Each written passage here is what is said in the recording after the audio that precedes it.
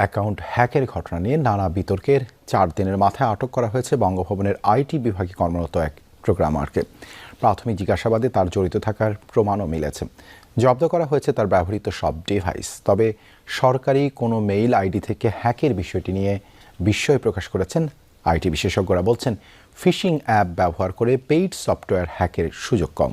আমার টুইটার, যেটাকে এখন এক্স বলা হয়, এই অ্যাকাউন্ট হ্যাক করে পরিষ্কারভাবে নারীদেরকে কিভাবে অসম্মানিত করেছে। নির্বাচন মানেই পরস্পরকে আক্রমণ, থাকে নানা অভিযোগের ফুলঝুরিও। তবে ত্রয়োদশ জাতীয় সংসদ নির্বাচনে যুক্ত হয়েছে সামাজিক যোগাযোগ মাধ্যম ঘিরে নানা আলোচনা। আছে শীর্ষ নেতৃত্বের আইডি হ্যাকিং এর মতো ঘটনাও।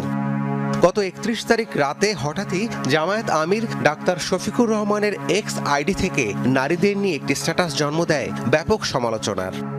এর মাঝেই আমিরের আইডি হ্যাকের কথা জানায় জামায়াত। হাতিরঝিল